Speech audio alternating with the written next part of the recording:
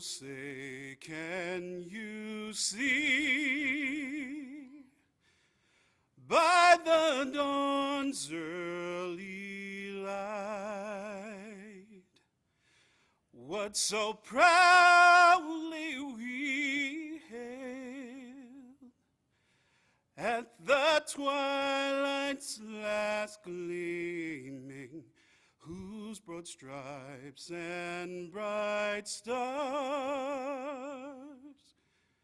through the perilous fight o'er the ramparts we watched were so gallantly streaming, and the rocket's red glare, the bombs bursting in air, gave proof through the night that our flag was still there. Oh, say, does that star-spangled banner yet wave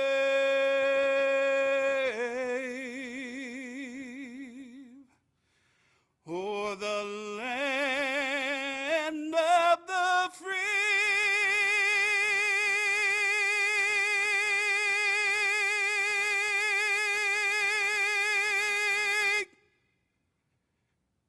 and the home of the brave?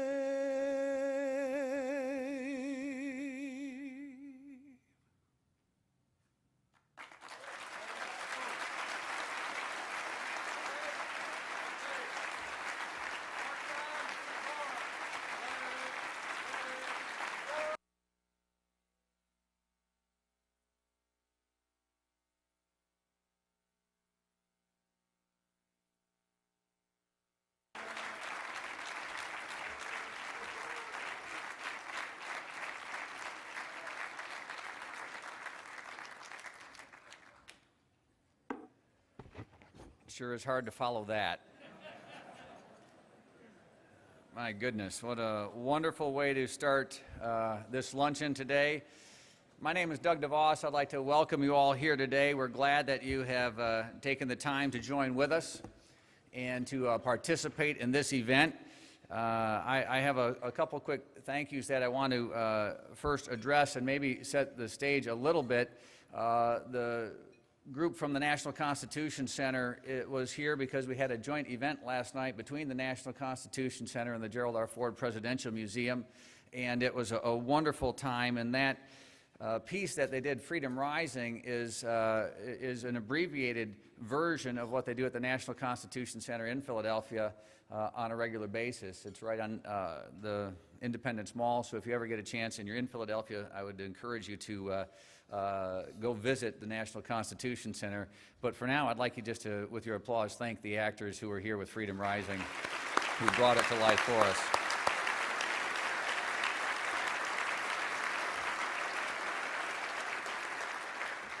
I'd also like to thank the President Gerald R. Ford, Council of Boy Scouts of America, for the presentation of the colors, and for Grand Rapids, our very own Grand Rapids Police Department officer, Wally Tett, for his singing of the national anthem. Wally, magnificent.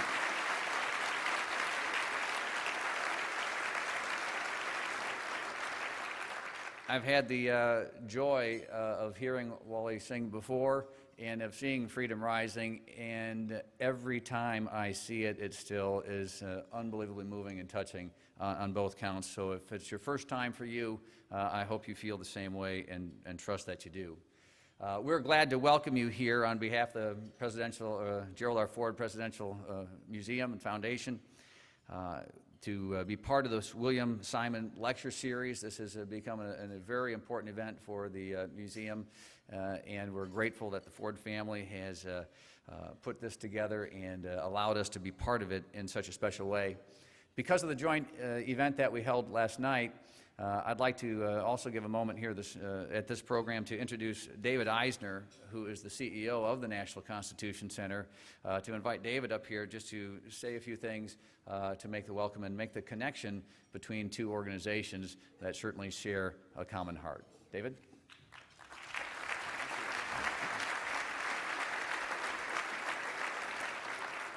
Thank you so much, Doug. I want to assure all of you here in Grand Rapids that I'm sure it's no surprise to you, but the DeVos family and the leaders of the Gerald R. Ford Foundation are taking very good care of the trustees of the National Constitution Center. And on their behalf, I want to thank you for allowing us to be here. I too am moved every time that I see Freedom Rising, and for me it's now moved into triple digits.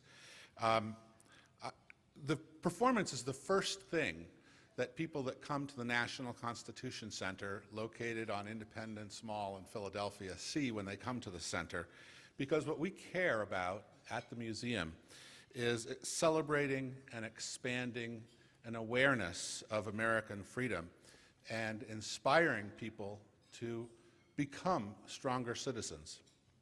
As you've likely noted, Freedom Rising quotes President Ford's memorable words upon taking the oath of office. Our Constitution works. Our great republic is a government of laws and not of men. And last night, as our trustees were getting together with the trustees of the Ford Foundation, it became clear, we talked many times about the deep affinity between our organizations. While the Constitution Center celebrates freedom enabled by the Constitution, the Foundation celebrates freedom enabled by and embodied by an extraordinary president.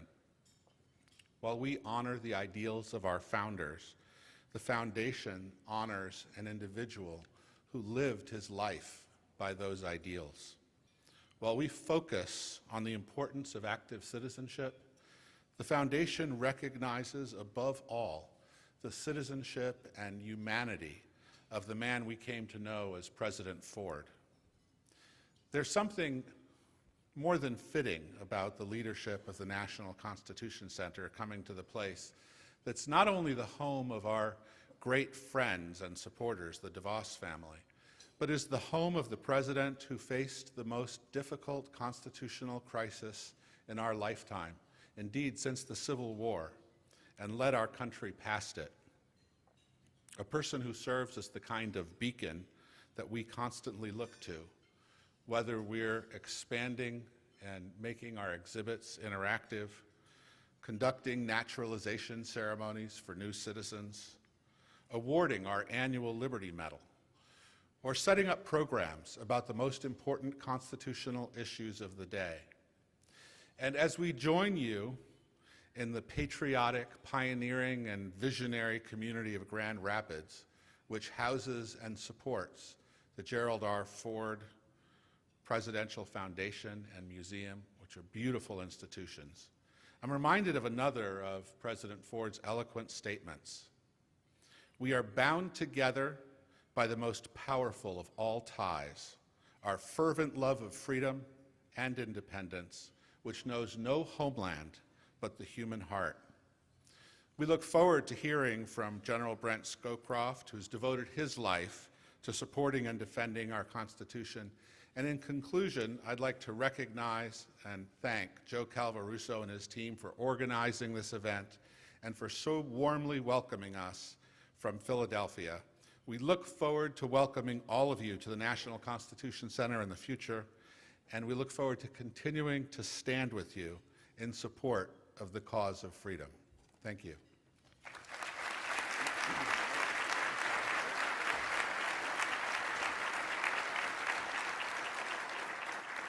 Thank you, David. In that vein, I'd like to ask a few folks to stand. The trustees of the President Gerald R. Ford Presidential Foundation Museum, if you could stand so we could recognize and thank you for the work that you do on behalf of the museum and on behalf of our community, really. Thank you. And I'd like to ask for a big Grand Rapids welcome to our friends from the National Constitution Center, the Board of Trustees who've joined us. If you could stand and if we could all welcome you to our hometown.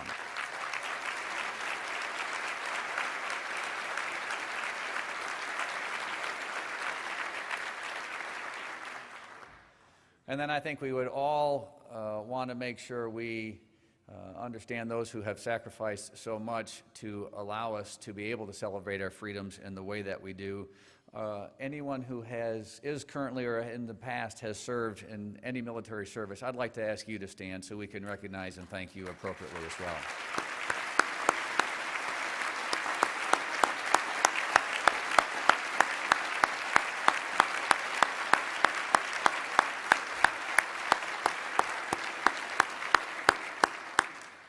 Thank you for your service, what you've done, and for those who are still serving, thank you for what you are doing.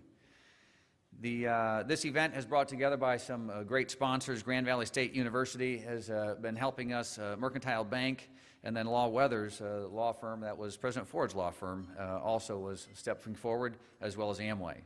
Additionally, throughout the hall here, for this lunch, there are 19 table sponsors who have stepped forward to be part of this event and have also made it possible. And I want to thank each and every one of the sponsors for what you've done to support President Gerald R. Ford and Presidential Museum. So thank you.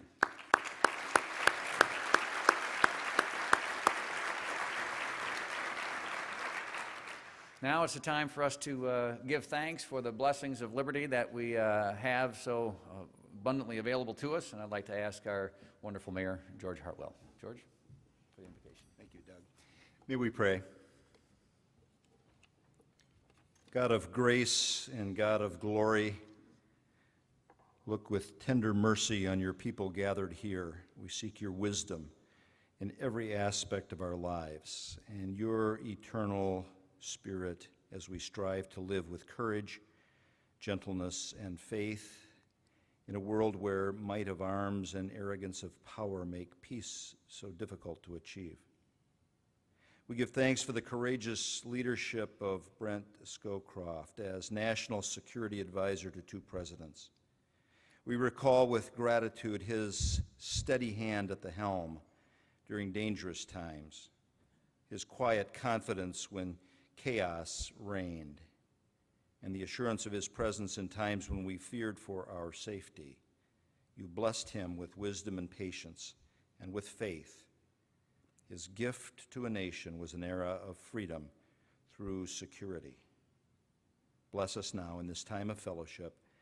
May the food nourish us to better serve you and your reign among us. May the words spoken here today illuminate for us the pathway to a peaceful future. Amen. Thank you, George. Enjoy your lunch, and we'll be back for the program shortly. Susan Ford Bales is a great friend and frequent visitor to Grand Rapids and Western Michigan.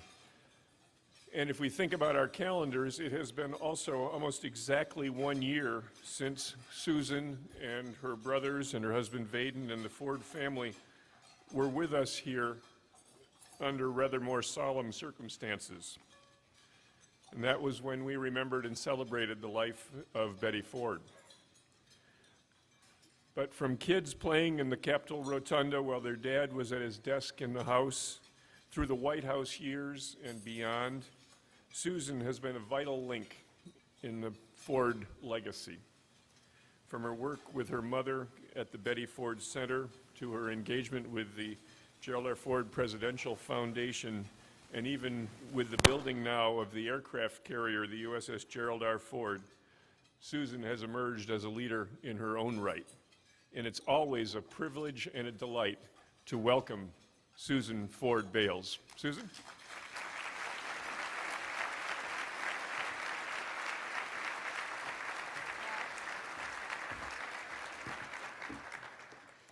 I'm getting pretty tired of hearing my own introduction, so Hank, you're off the hook, I promise.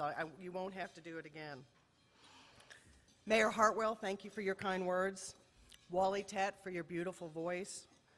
Rich and Helen DeVos, Doug DeVos, Ralph Howenstein, Tom Haas, National Constitution Center directors, Foundation trustees, Joe Calvaruso, Uncle Dick, ladies and gentlemen, welcome to the William E. Simon Lecture. Dad was so proud of this lecture series and its distinguished namesake, Secretary Bill Simon. Today, we add a special chapter to Bill's lecture series. I've thought a lot about how to best describe the special place that Brent Scowcroft had in the hearts of Mom and Dad, and continues to have with each of us in the Ford family. Time and time again, my thoughts keep coming back to my personal memories of General Scowcroft. The first is of Brent with Mother and Dad in the living room in their Colorado home. And as you can imagine, during those many, many visits, discussions among the three of them were lively and very lively, and always filled with a lot of laughter. No matter the topic, no matter the time of day, the three of them were together. And one of the images from those visits has never changed. It's an image I remember. It's an image that I hold dear. It's an image of the beaming smiles of Dad and Mom when they were with Brent. Dad's love for the General was grounded, and on his respect and gratitude for Brent's wise counsel and judgment on the most serious matters of national security and peace. It was a mark of unparalleled respect, whether in the Oval Office or at home in Colorado or California, in the decades that followed. To hear Dad, quote, say, "On something this important, I first want Brent's judgment and advice, then I'll make a decision," end quote. From that deep personal bond, the two of them, Mom, had developed a friendship like no other. Brent, the decades of pride and happiness you brought to Dad and Mom are gifts for which there are simply not adequate words to describe. You never wore their friendship on your shirt sleeve. You never bragged about it, far from it. You were their friend. You were always there for them, quietly, without self-promotion, and without fail. Yours is a friendship that's always treasured, and yours is a friendship with them I'll always remember and cherish, always. The second image in my memory is a more recent one. Last summer, Mother passed away, and her final funeral service 1 year ago from tomorrow was here in Grand Rapids. It was a time to celebrate her life, but it was also a time to say goodbye. Gathered at Grace Church that day were friends, dignitaries, and other mourners, all joining together to honor Mom and to say goodbye. At the end of the service, amidst a sea of tears, I began the long walk of the center aisle of Grace Church. And as I began that walk, I looked across the aisle and saw a warm, comforting, familiar smile. And it was a smile that assured me that with all my sadness, everything would be okay. And it was a smile of someone who, despite his notoriety, was there with no fanfare, no pretension, no desire other than to honor and to say goodbye to his dear friend. And as I began that final walk out of Grace Church, I saw that smile of true friendship. I saw the smile of Brent Scowcroft. Brent, your presence that day and your smile spoke volumes of love for Mother and Dad, and the corresponding love that they had for you, for showing all of us the meaning of a true friendship that day, and again this afternoon. Thank you from the bottom of my heart. So thus it is a personal honor and joy to introduce to you an extraordinary public servant, a man of humility, of unbinding integrity, a man who has dedicated his life to America's security and to world peace. And I'm proud to say a man who is one of the dearest friends to my dad, the 38th President of the United States. Ladies and gentlemen, please join me in welcoming Lieutenant General Brent Scowcroft.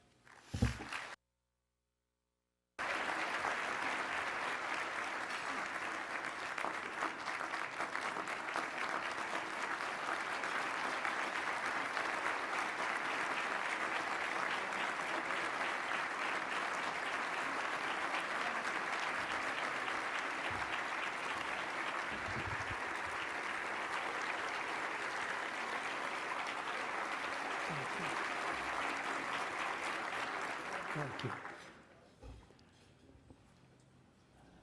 Susan, I don't know. You've left me in a condition when I don't know how I can continue. Thank you for those comments. For me,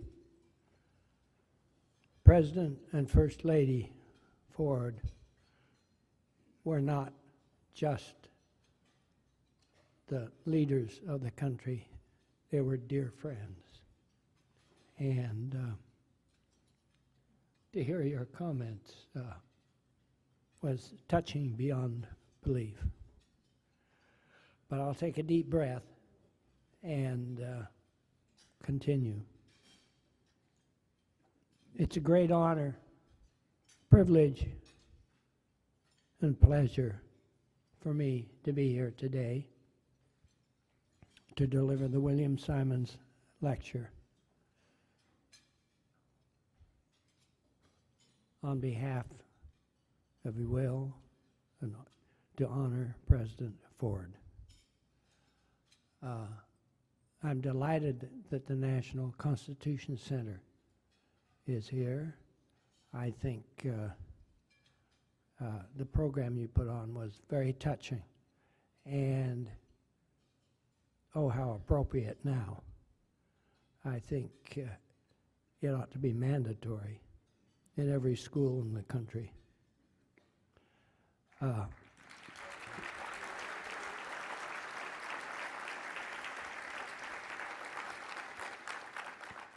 And that's sort of the theme of my opening remarks.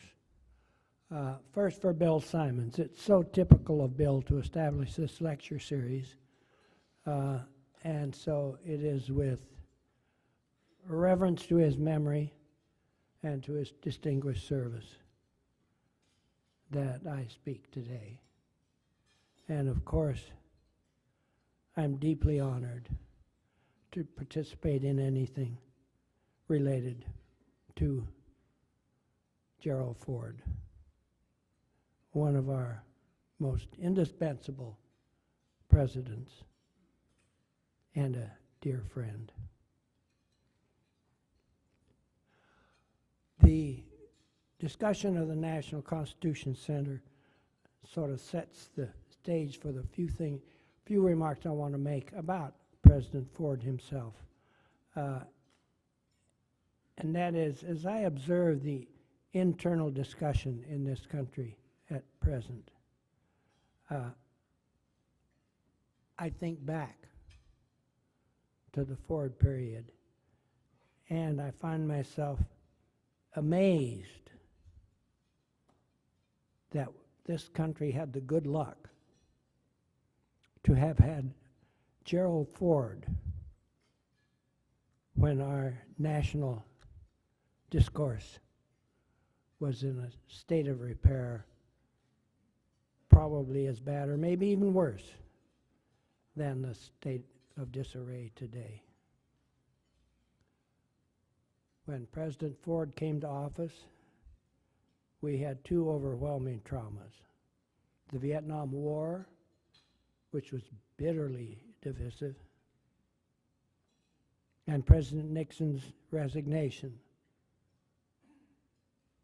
probably the biggest domestic crisis in the country since the Civil War. President Ford is known as a great healer. He took a nation at war with itself and put it back together again. And he did it so well that the American people quickly forgot how bitterly divided we had been such a short time before.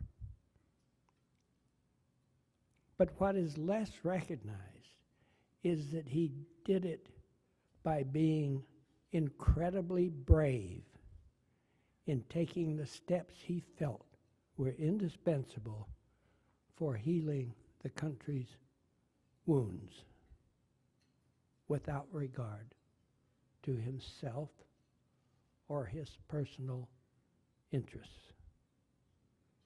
For example, he pardoned Richard Nixon, avoiding a bitter controversy which could have paralyzed the country for years. And it very likely cost him his election in 1976. But it was the right thing to do. He granted amnesty to draft evaders, taking on and dissipating one of the bitterest issues stemming from the bitterly divided Vietnam conflict. He signed the Helsinki Agreements, which effectively and eventually brought the Cold War to an end. But he was accused of selling out the country at the time. I could go on and on. I have a whole list of things. But here was a man who faced his problems head on and made decisions which were the best for his country, not for himself or for his personal fortunes.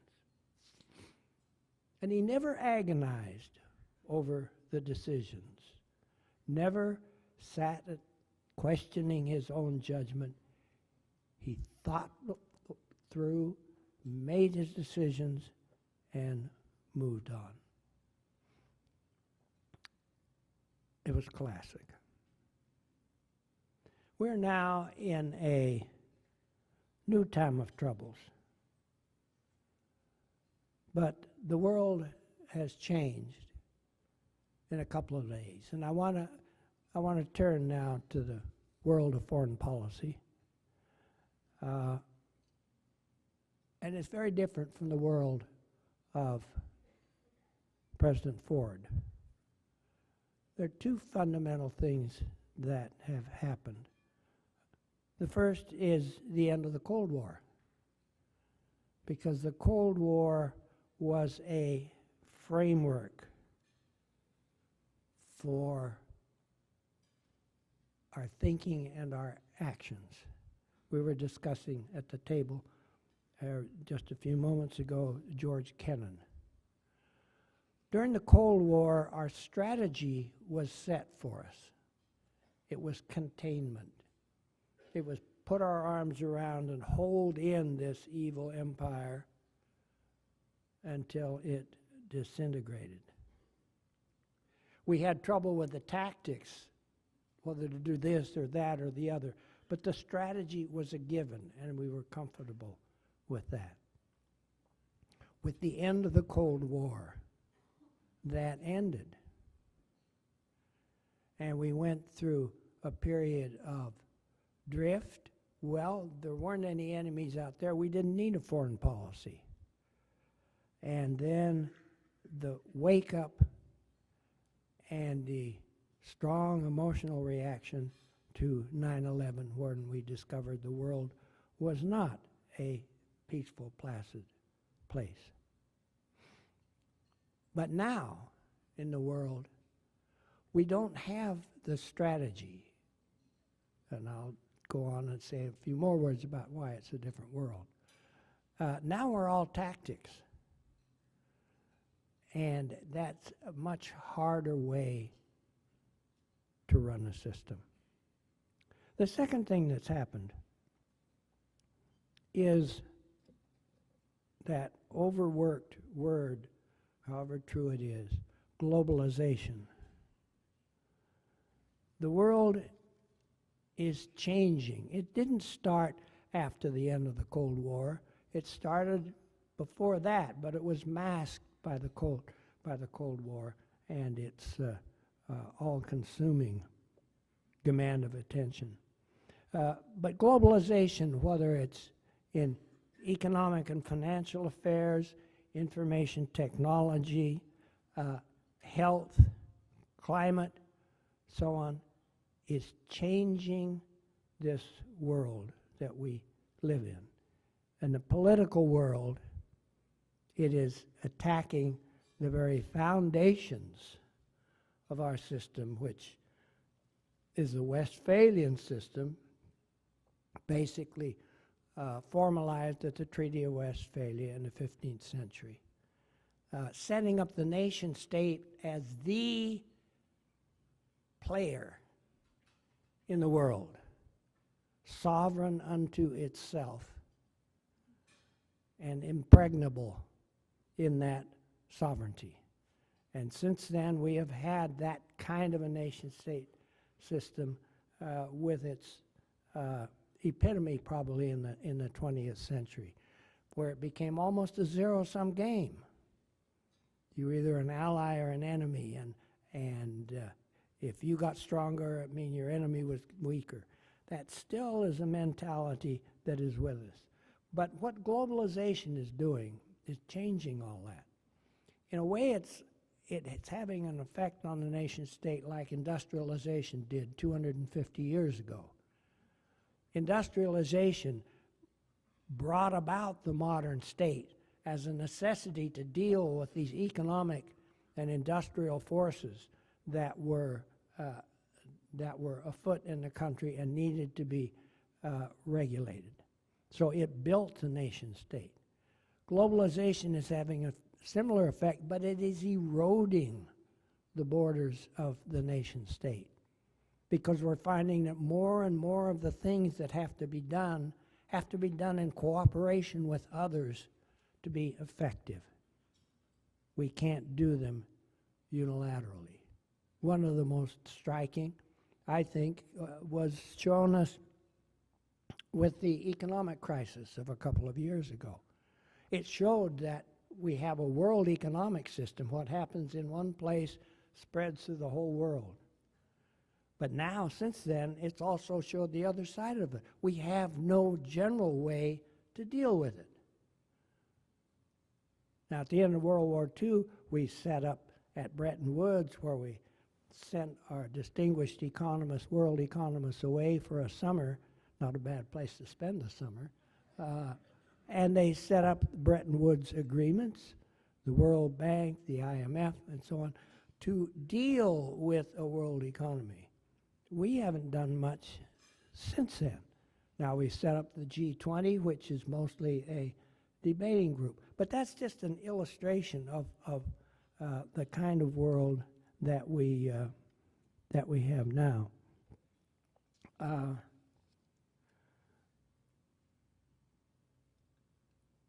What we're living with now is we're still very much in this Westphalian nation-state system, but we're beset by the problems that globalization brings. And there's a kind of an uneasy coexistence now, and it's hard to know how we should react to events. One of the other manifestations of globalization, I think, is the Arab Spring or the Arab Awakening. Because here you have the incident of a poor fruit peddler in Tunis who immolated himself because he was tormented and beaten up by a police officer. It spread almost instantaneously around the world. That's all the modern social media, cell phones, TV, all of these things.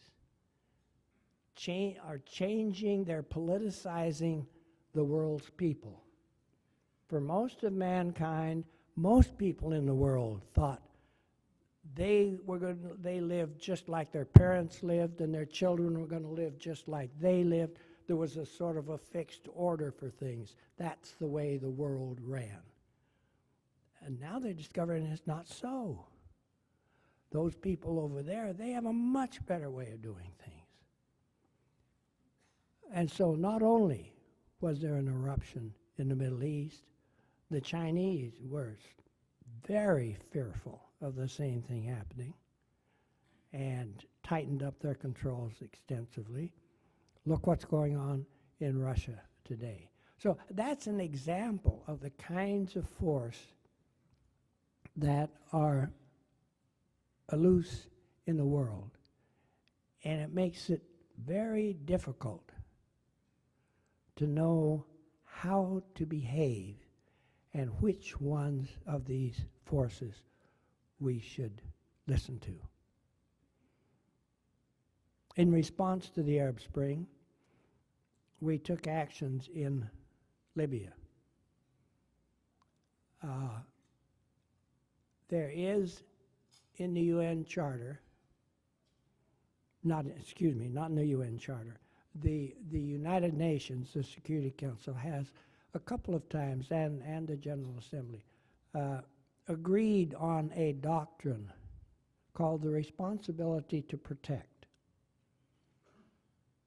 which says when a government does not or cannot protect major elements of its population, it is the duty of the United Nations to intervene. Sounds good. But Article 2 of the UN Charter says nothing in this organization permits the UN to intervene in matters essentially within the domestic jurisdiction of its members. It's another example of the different kind of worlds that we live in.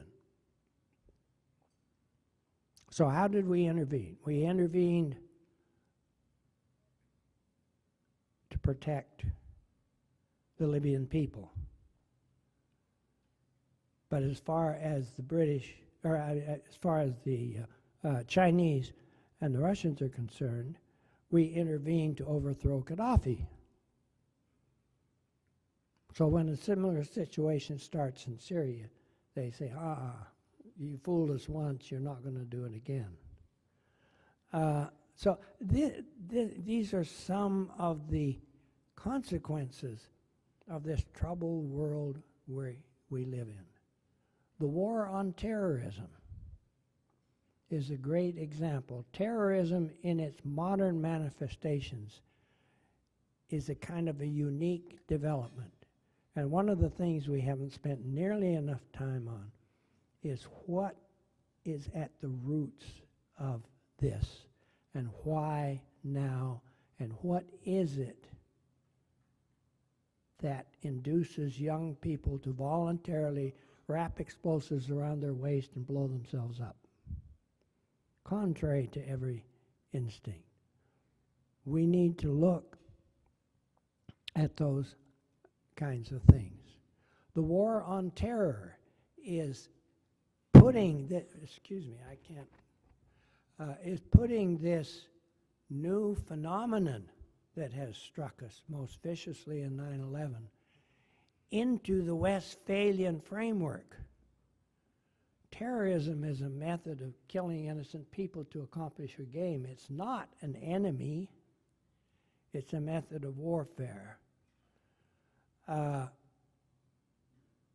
We have a criminal justice system that provides for individual lawbreakers and so on. We have a law of war that deals with the nation states fighting each other.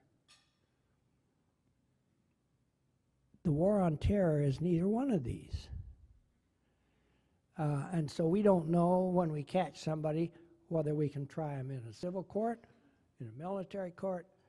We're nowhere because we have not gone yet to the roots of where we are. That's really my message today, but let me talk just a little bit about the world and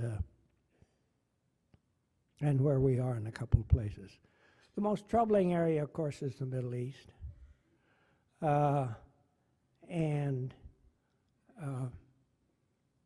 think you can see in a country like Egypt that what the Arab Spring did is demonstrate to people what they're against, and that is they're against being treated like chattel.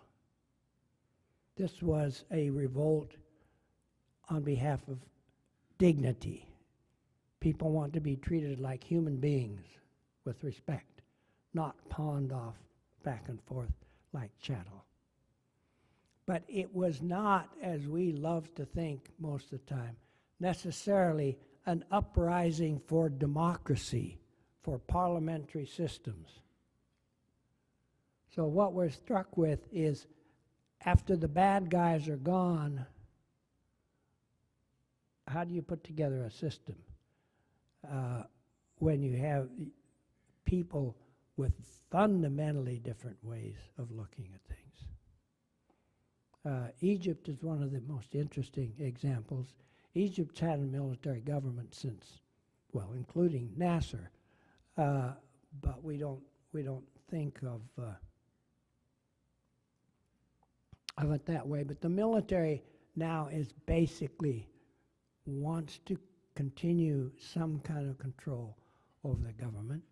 The political, what we would say political parties in Egypt are almost non-existent except for the Muslim Brotherhood, which has held itself together under persecution by the state and is really the only organization left that has outreach like a political party needs to organize itself. So Egypt is going through this struggle, fortunately peaceful so far, to figure out who it is and how it can organize itself to move forward. Syria is a very different case. Syria is not homogeneous like Egypt. Syria is a series of different religions, national groups that have not voluntarily been a part of a state, if you will. Syria is run by a small offshoot of Shiite Islam called the Alawites, about 10% of the population of Syria. The Shia religious section as a whole is less than half. The Sunnis are a majority in Syria. But inside that, there are Christians, Druze, other minorities, Palestinians, and others who actually, many of the minorities, actually support the Assad regime for protection against the majority Sunnis. On top of all this, there is a religious versus secular struggle going on. So in Syria, the temptation is, hey, we helped out in Libya. How about Syria? My own sense is that if Assad were to leave tomorrow, the situation wouldn't be changed very much. This is a system which is bitterly at odds within itself. I think if we could get some kind of ceasefire, it would be a miracle. But there are some problems to which there simply aren't solutions. And I fear Syria is one of them. Intervention by the United States or NATO in Syria would be akin to that in Iraq. Only Syria is even more bitterly divided than Iraq. And if we went in, then we'd own Syria. And that is a price I don't think we can pay. Iran is a difficult problem in two ways. Iran is in a difficult region for Iran. It is a Persian culture in an Arab region. It is a Shia religious country in a basically Sunni region. So it's in a difficult position. And they probably, although not certainly, probably are seeking nuclear weapons. What's the best thing to do?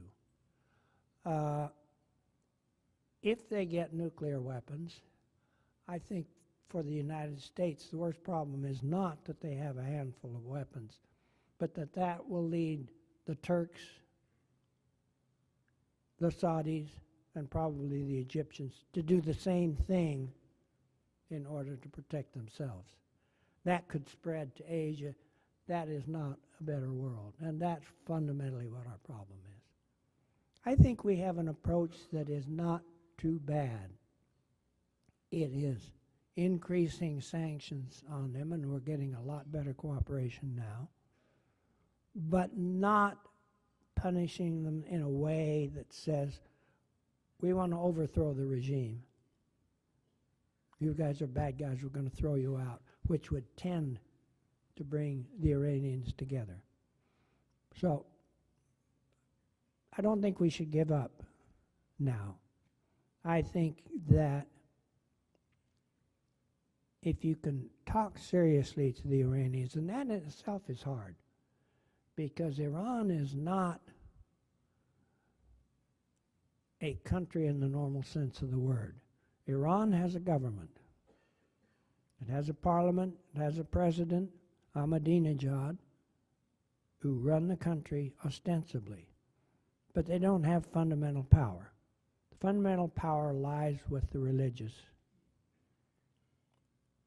And the Ayatollah can override any act of the parliament or any act of the president. So that is the fundamental power. And the actual force power, again, is not the military, but the Revolutionary Guard, which is probably at least the size of the military. And they are what keep the system in power. So the question is, who do you talk to? And each one of those groups is somewhat jealous of the other. So negotiating with Iran in itself is an extremely difficult job. I don't want to spend the whole afternoon here with you, so. I mean, I don't want you to spend the whole afternoon listening to me. Excuse me. That didn't come out. That didn't come out well. But let me just say a few words about China. China is a very different country. China did not participate in the Westphalian system. China instead has a general notion of world politics that follow what they call the central kingdom notion. There is China and there's everybody else. And the Chinese are Chinese, and they think they're different. If you're not a Chinese, you can't become one. China has been ruled by others than China. But there's this different idea about the whole nation-state system. And the Westphalian system for the last 200 years has been raping China. You know, Hong Kong, for example, was a British territory. the Europeans, not so much the Americans, but the Europeans seized bits of Chinese territory and just, as I say, despoiled China. So they have that notion of the world that we're asking them to be responsible stakeholders in. So they tend to say, it's not our world, we didn't build it, you built it. And we're part of the sufferers. We need to recognize that. The interesting thing, me, about China is while they're growing rapidly and got on the right way with a lot of help from the United States, and we tend to think of them as the next great enemy. Well, lo and behold, maybe there doesn't have to be the next great enemy. Because unlike Adolf Hitler in the 30s, unlike Stalin in the 40s and 50s and his successors, there is not an implacable hostility that has to continue with China. If you look around the world at the issues, there aren't any where we and the Chinese are head-to-head enemies. Not in North Korea, not in Taiwan, not in Southeast Asia, not in Afghanistan, not even increasingly in Iran. I've talked to the Chinese about Iran, and they say, look, it's not our problem. We get a lot of oil from Iran, that's important to us, and Iran is a great trading partner. But when you say, okay, but let's suppose that things deteriorate with Iran and there's a conflict in the region, what do you think that does to your supply of oil and the price? Isn't it better that you work with us to resolve it in a different way? So there's that. The whole issue of terrorism, we're on the same side. Issue of energy, we're on the same side. So, this is not a relationship that is fated to be a struggle to the death. But we can make it so. If we treat them like an enemy, they're almost sure to become one. And I think we need to be far-sighted in the way we deal with the Chinese. Probably more far-sighted than we can expect of them. They do some pretty bad things now and then. But I don't think that's a fundamental problem. Russia, I think, is a country searching for its soul.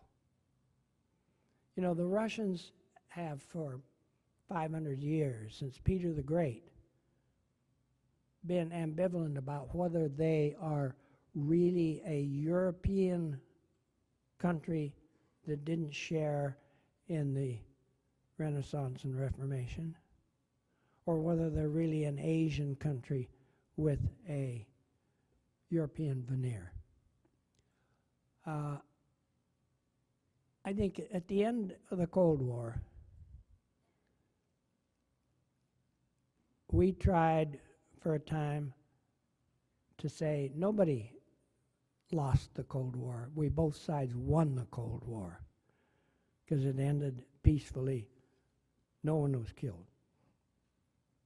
But in our interest in building a strong Europe and so on, we did a lot of things that some Russians, especially President Putin, thought was taking advantage of Russia at the time they were down.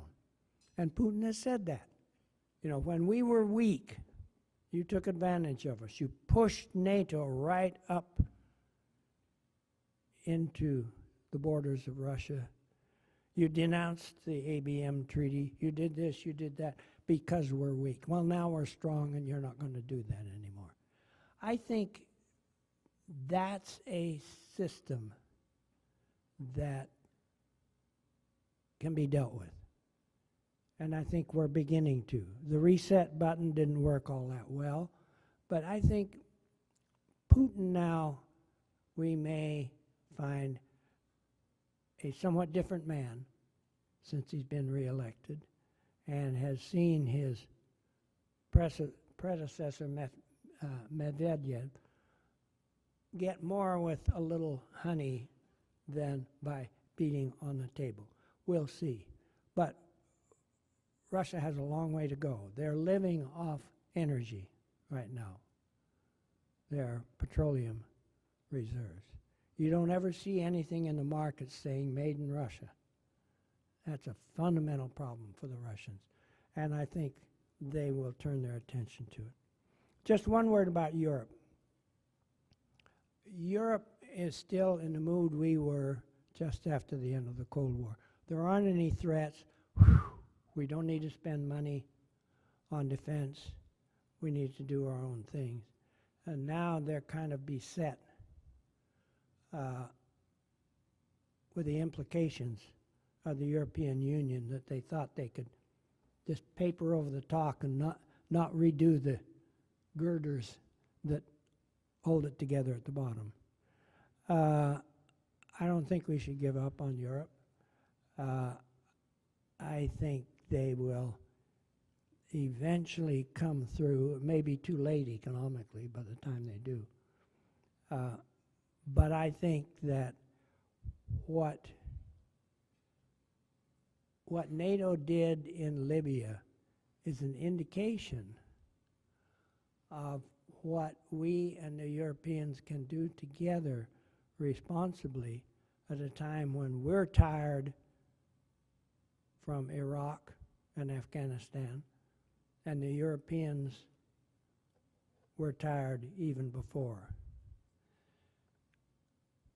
But let me close by saying all of these issues have elements in them that are fundamentally different from the world that we've all grown up in and known. And we need to think more seriously about how to deal with them. And that comes to us at a time when we are bitterly divided here at home. Not fundamentally on foreign policy, but it still constrains us. And let me close by saying, where is Gerald Ford when we need him? Thank you.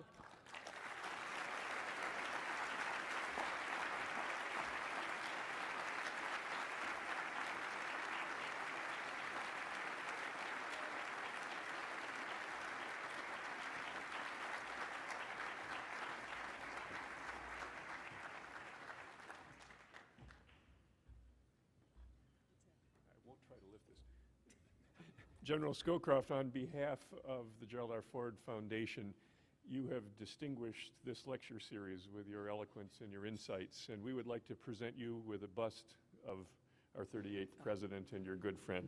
Thank you so much. Oh. Thank you.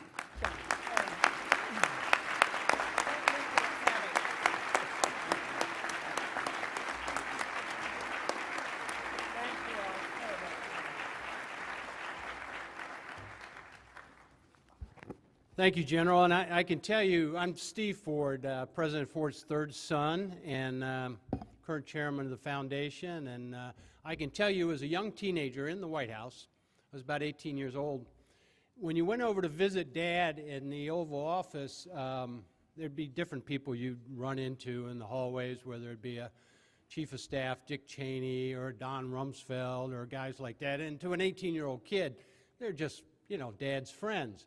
And you don't really realize the impact of what they're doing for the world necessarily to the level you probably should. But I can tell you, as a third son of Mom and Dad's, when you walked into Dad's office and General Scowcroft was there, he was one of the guys that sat down, he engaged you, he talked to you, he wanted to find out what was going on in your life. He was so genuine. And you just really appreciated who you were, General. And I say that as an 18-year-old kid in the White House. You were a great friend to the kids and Mom and Dad, so thank you. I'm going to get to introduce another very important person here in just a second, but Susan's little talk reminded me, yes, a year ago, we were here for Mom, and we had other plans, and then Mother passed away, and we came here, and I can tell you the Grand Rapids and the people here in West Michigan, how you treated our family was just incredible, and how you received Mom and comforted us and all the good friends and people here, and knowing that both Mom and Dad are resting together over there makes Susan and I, my brother Mike and Jack, very happy. And Susan's right, it was a celebration. And I can tell you, from a family's point of view, Susan will laugh with me at this, in that our mother, who was a wonderful mother, God, what a great partner for Dad, and she was so helpful to Dad in his presidency, but Mom had, the kids used to go, she kind of liked to control things, you know what I mean? And you knew who ran the Ford house, and that was Mom, and she had some control issues, and gosh, I have to say, all the kids had to laugh last year, a year ago, when Mom figured out a way to get buried on Dad's birthday, right? And I looked at Susan, Jack looked at Susan and I, and Mike, we all said, God, she won in the end, didn't she? She figured out how to get it all controlled to the very end. So we miss her. She was a great, great mother. And we just thank Grand Rapids and how you guys received us and are looking after our parents right now. So, well, that brings me to the part of the program where I've got to bring up on stage here a man, great trustee, great friend of our families, a great trustee of the Ford Foundation, obviously a local favorite, war hero, innovator, a lover of public service, somebody who gave his time, money, effort, energy to what was going on in this community, West Michigan, and the whole state, and the country. And he and Dad shared so many things that they just believed in public service. And he served presidents. He has Hollywood good looks, I always think. He looks like a movie star. And he's the kind of guy that when he walks in the room, he makes you feel better. And so I want to bring up now Colonel Ralph Hallenstein, who has inspired us and inspires the next generation of leaders and for public service, reaching out, adding more value to your own life and helping others. And Colonel, would you please come up here? And accompanying the Colonel is President of Grand Valley State University, Tom Haas, and Gleaves Whitney, who's the director at the Hallenstein Presidential Center. Please come up and join us, Colonel.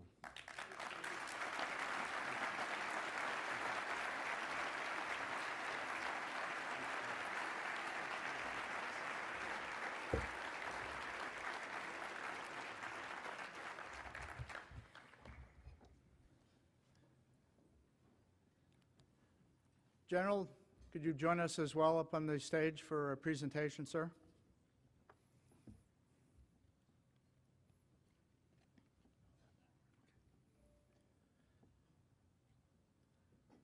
Thanks to Steve Ford for the gracious introduction, and it's always great to have the Ford family come back to Grand Rapids.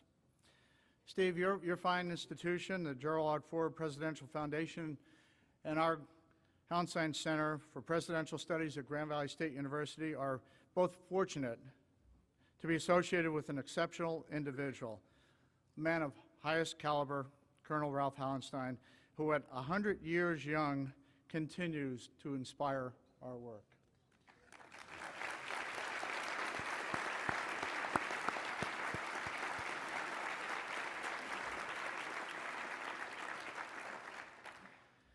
Because your father was a good friend of Ralph's, and because both of our institutions are privileged to be in position to recognize Ralph's life of leadership and service, I'm proud to announce this afternoon the 2012 recipient of the Colonel Ralph W. Hallenstein Fellowship. The Hallenstein Center's most prestigious honor was established in 2010 in conjunction with the 50th anniversary of Grand Valley State University. The Hallenstein Fellowship honors distinguished individuals who have helped shape the policies that have profoundly influenced the course of our nation and the world, and whose leadership and public service are in keeping with the life and values of Colonel Ralph Hallenstein. Individuals who may be nominated for the Hallenstein Fellowship include U.S. presidents and vice presidents, cabinet members, jurists, legislators, and military leaders. It is appropriate to note that the first recipient of the Colonel Ralph Hallenstein Fellowship was President Ford, and last year Steve received that award on behalf of his father. This year we're honored to present this award to Lieutenant General Brent Scowcroft. Just a few highlights of this great American general. The 2012 Ralph Hallenstein Fellowship. Grand Valley State University, through its Hallenstein Center for Presidential Studies, is proud to offer the center's most prestigious honor, the Colonel Ralph Hallenstein Fellowship, to Lieutenant General Brent Scowcroft, U.S. Air Force retired, one of the nation's preeminent authorities on international policy. In the course of his distinguished career, General Scowcroft assisted as assistant to the President for National Security Affairs, to Presidents Gerald R. Ford and George H.W. Bush. He served as military assistant to President Nixon and as deputy assistant to the President for National Security Affairs to Presidents Ford and Nixon. He held positions in the organization of the Joint Chiefs of Staff, headquarters of the U.S. Air Force, and in the office of the Assistant Secretary for Defense for International Security Affairs. Other assignments included faculty positions at the U.S. Air Force Academy and the U.S. Military Academy at West Point, an assistant air attaché in the American Embassy in Belgrade, Yugoslavia. General Scowcroft, you have dedicated your life to public service. He is currently serving as the director of the Qualcomm Corporation. He serves as co-chairman of the Blue Ribbon Commission on America's Nuclear Future. He serves on the University of California President's Council and on the National Laboratories. He's a member of the board of the Gerald R. Ford Presidential Foundation, the George C. Marshall Foundation, the Center for Strategic and International Studies, the International Republican Institute, the National Defense University, and the American Council on Germany. He is president of the George Bush Presidential Library Foundation and the chairman of the International Advisory Board of the Atlantic Council of the United States. He's a member of the Advisory Board of Columbia University Schools of International Public Affairs. He is chaired on numerous additional public policy council. He has served as he has an aeronautical rating as a pilot and has numerous military decorations and awards. President George H.W. Bush presented him with the Medal of Freedom Award in 1991, the nation's highest civilian award. In 1993, he was presented with the insignia of the Honorary Knight of the British Empire by Her Majesty Queen Elizabeth II. In 2009, he was presented the Grand Cross of Merit by the Federal Republic of Germany. He received his MA and PhD degrees from Columbia University. In addition, holds numerous honorary doctorates. For all his accomplishments, the Hallenstein Center for Presidential Studies is proud to formally recognize General Scowcroft with this fellowship. Congratulations, General.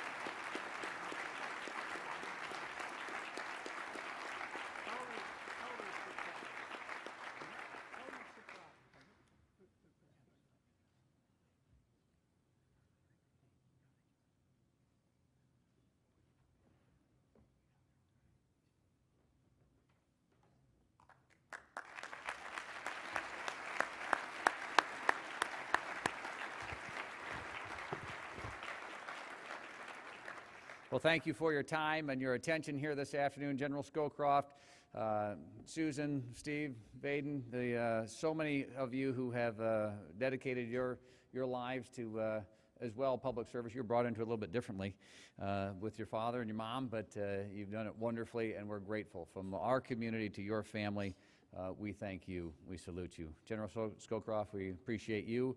All of you who have attended, thank you for being here, and have a great afternoon.